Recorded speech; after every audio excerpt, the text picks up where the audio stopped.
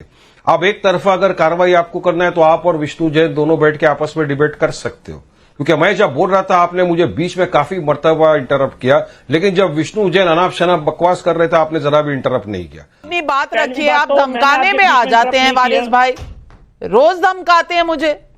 मैं हूँ यासर मलिक। मैं धमकाने में नहीं, आपको समझाने पे आ जाता हूँ कि आप गलत कर रहे हो। और मैं धमकाने में मैं किसी को धमकाता नहीं, मैं समझा रहा हूँ कर रहे हो, कितना नाविका जी आप गलत कर रहे हो। मैं भी समझती हूँ। आपको अगर आपका एजेंडा चलाना है आप चलाइए, मैं आपके एजेंडे को चूर चूर कर दूंगा 2 मिनट के अंदर, मुझे बोलने दीजिए ना भाई साहब, मैं आपके एजेंडे को चूर चूर कर दूंगा। और आप देख रहे हैं अपना YouTube channel YS3 news. Ramesh Bidhuri ने पार्लियामेंट में खड़े होकर एक मुसलमान को क्या क्या अल्फाज इस्तेमाल नहीं किए, कटवा, मुल्ला वगैरह वगैरह वगैरह, मैं बोल भी नहीं सकता पार्लियामेंट्री अल्फाज थे। क्या इन्होंने जाके उसके खिलाफ केस किया? क्या उनको सस्पेंड किया? नहीं किया। तो आप देश के विरुद्ध जा रहे हो। पूरा भारत देश खड़ा है फिलिस्तीन गाजा के साथ, हम खड़े हैं गाजा फिलिस्तीन के साथ, मगर नाविका कुमार खड़ी है इसराइल के साथ।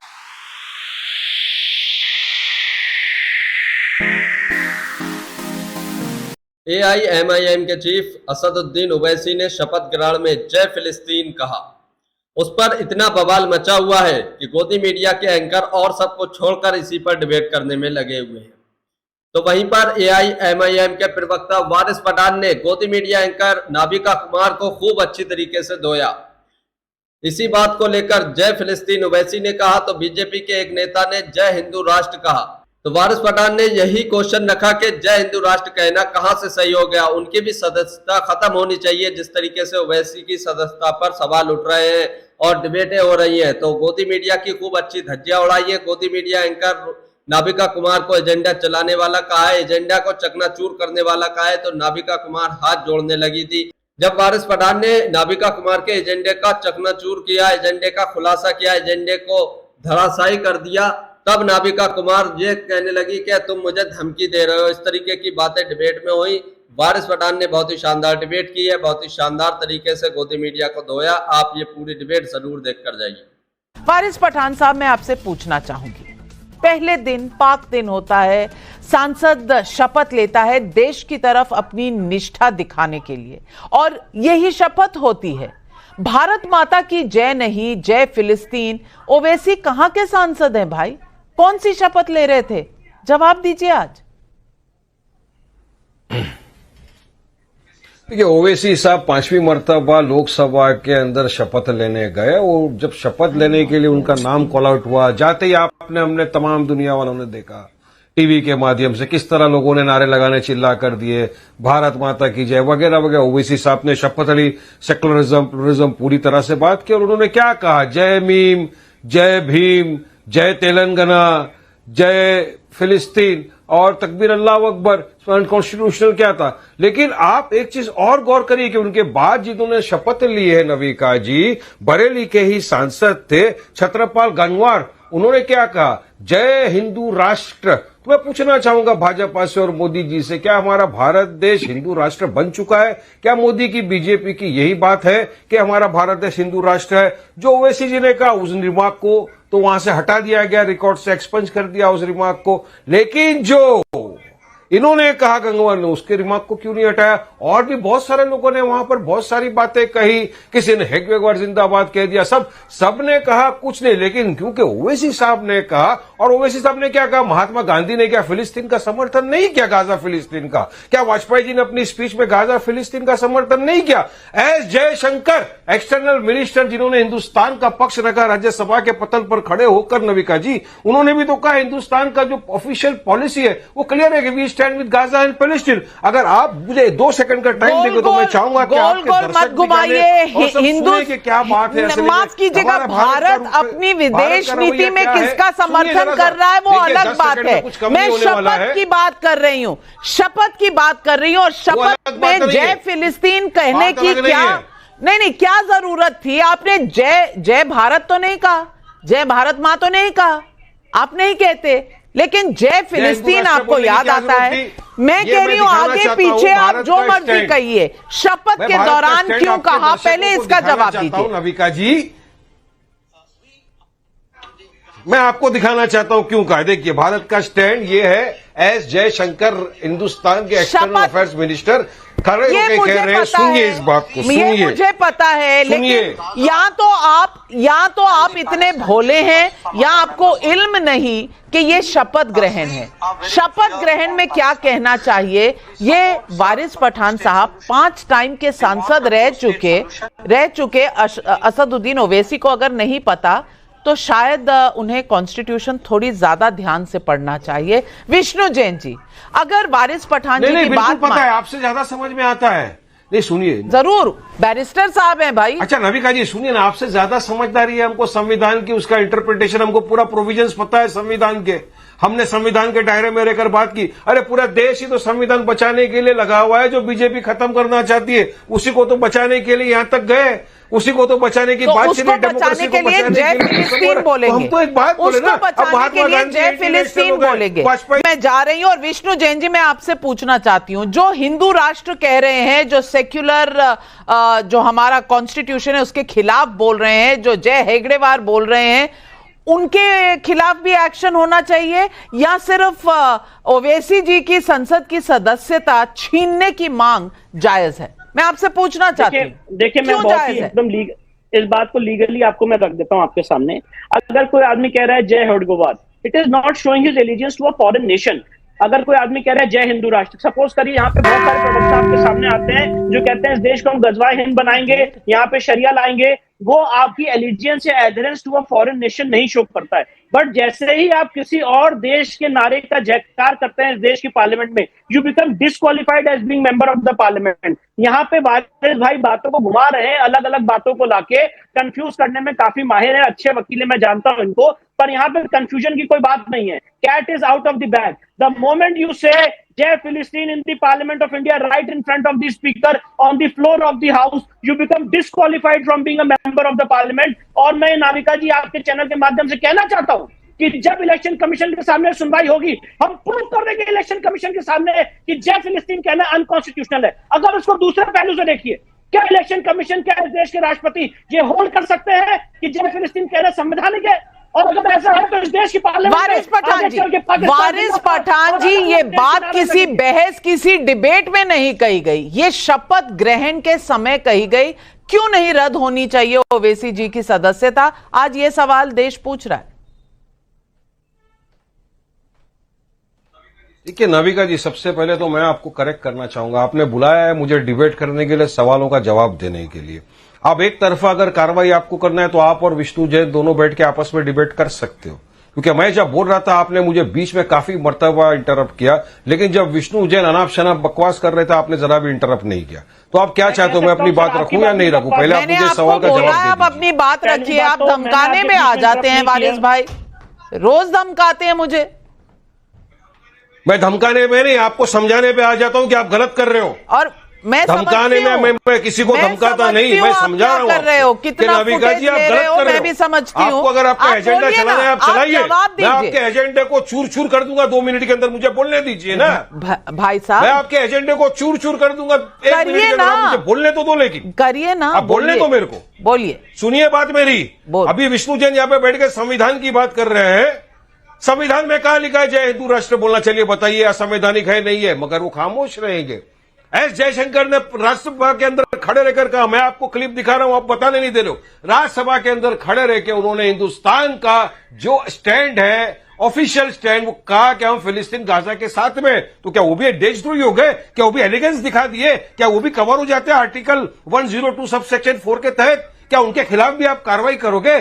रमेश भिदुरी ने पार्लियामेंट में खड़े होकर एक मुसलमान को क्या क्या अल्फाज इस्तेमाल नहीं किए, कटवा, मुल्ला वगैरह वगैरह वगैरह, मैं बोल भी नहीं सकता पार्लियामेंट्री अल्फाज थे। क्या इन्होंने जाके उसके खिलाफ केस किया? क्या उनको सस्पेंड किया? नहीं किया। तो हम तो बोल रहे ना, जाइए केस करिए, जवाब हमको देना आता है, संविधान मेरे पास भी है, संविधान लेके बैठता हूं रोज में और संविधान के दायरे में रहकर अपनी बात करता हूं। विष्णु भाई प्रूव करके दिखाओ आप क्या असंवैधानिक था? देश के साथ खड़ा रहना असंवैधानिक है? देश की पॉलिसी के साथ खड़ा रहना असंवैधानिक है? महात्मा गांधी की बात को मानना असंवैधानिक है? अटल बिहारी वाजपेयी की स्पीच को मानना असंवैधानिक है? एस जयशंकर की बात को मानना असंवैधानिक है? अगर इतनी सारी असंवैधानिक चीजें तो चलिए बात क्या है फिर? अरे हिंदू राष्ट्र वाले का रिमार्क क्यों नहीं हटाया आपने? बताओ वो तो अभी तक वहां पर है। जय हेडगेवार बोलने वालों के खिलाफ कुछ नहीं, लेकिन क्योंकि असद ओवैसी ने हक बयान किया, जय भीम का, जय भीम का, जय तेलंगाना का, तकबीर अल्लाह अकबर, जय फिर, तो आपको मिर्ची लग गई। करिए, आप जवाब दिया जाएगा सही टाइम पे आपको।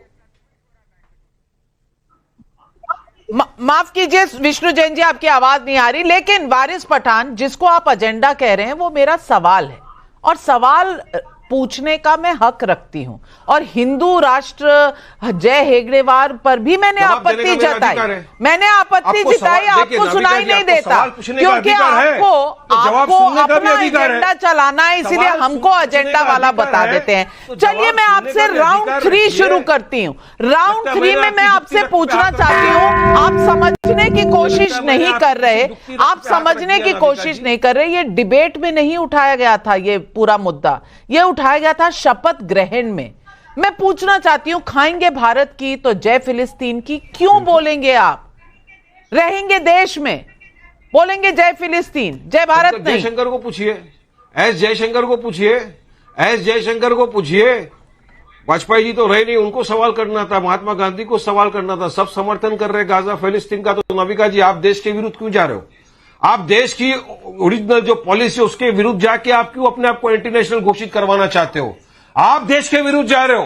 पूरा भारत देश खड़ा है फिलिस्तीन गाजा के साथ, हम खड़े हैं गाजा फिलिस्तीन के साथ, मगर नाविका कुमार खड़ी है इसराइल के साथ। भारत खड़ा है, ये हमारे विदेश मंत्री ने, हमारे प्रधानमंत्री ने कहा है कि हम खड़े हैं, लग रहा है।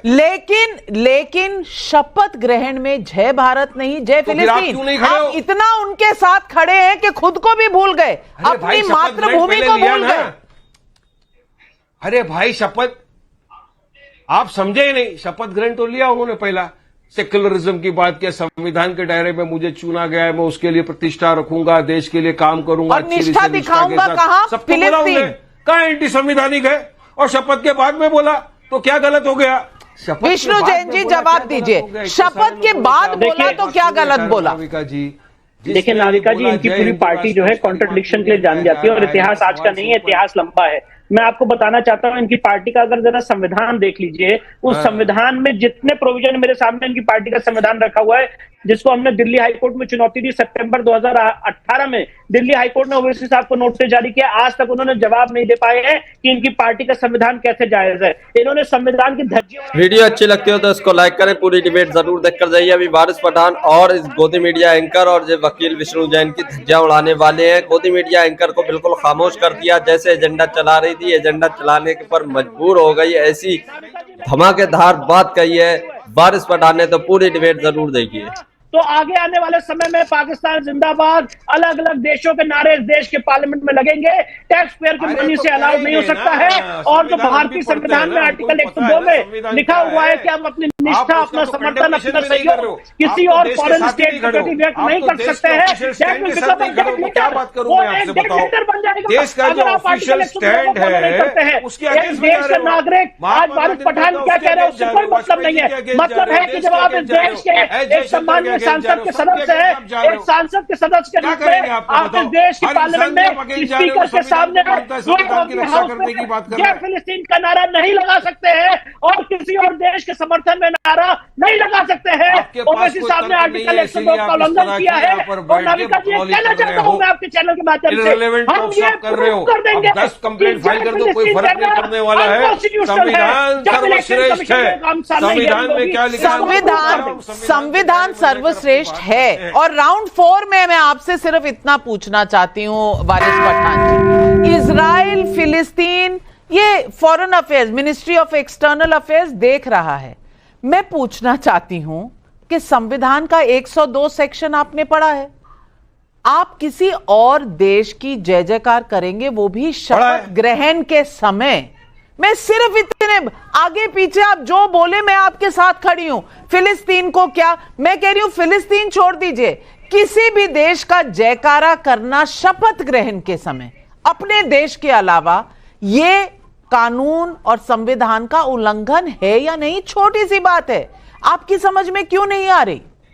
नहीं है उल्लंघन, नहीं है उल्लंघन। मैं आपको बताता हूं, उल्लंघन नहीं है। ये लोग गलत कोट कर रहे हैं 102 और डी का जो लोग क्लॉज बता रहे हैं, ये टोटल मिस इंटरप्रेट कर रहे हैं। उसका इंटरप्रिटेशन वो है ही नहीं। अगर इसका इंटरप्रिटेशन इन्होंने प्रॉपर कर लिया तो सबसे पहले एस जयशंकर जाएंगे बाहर।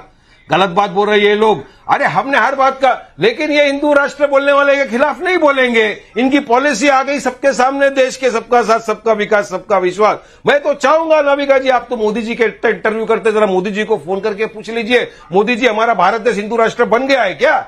ये असंवैधानिक है। संविधान में हिंदू राष्ट्र नहीं लिखा है, भारत लिखा हुआ हमारा देश है। तो फिर किस तरह की बात है ये आपको पूछना चाहिए। बीजेपी का स्टैंड क्लियर करना चाहिए। चले जाओ, मुझे सिर्फ ये पूछना है, आप संविधान की बात कर रहे हैं, लक्ष्मण रेखा हमारे देश में संस्कृति और सभ्यता एक सिखाती है, एक लक्ष्मण रेखा रखना। क्या लक्ष्मण रेखा लांघी गई? वारिस पठान जी, मैं दोबारा आपसे नहीं ज्ञान दिया ये वाला। लक्ष्मण रेखा की बात ये जो लक्ष्मण रेखा लांघने की बात आपने रमेश बिधूरी को नहीं समझाई थी, बीजेपी को नहीं समझाई थी उस वक्त, जब उसने खड़े होकर मुसलमानों को, पूरी कौम को गाली बकाता, एक मुसलमान सांसद को गाली बकाता नहीं था, पूरी कौम को गाली बकाता। तब आपको लक्ष्मण रेखा नहीं समझ में आई। के ऊपर इतना ज्यादा प्रोग्राम किया था कि उन्हें दोबारा टिकट नहीं मिली लोकसभा चुनाव के लिए। आप हैं किस ख्याल में? आपको लगता है हम किसी से डर जाएंगे? लेकिन मैं फिर आपसे बहुत विनम्रता से पूछना चाहती हूं, क्या जय फिलिस्तीन शपथ लेते समय कहना लक्ष्मण रेखा का उल्लंघन था या नहीं था? हां या ना?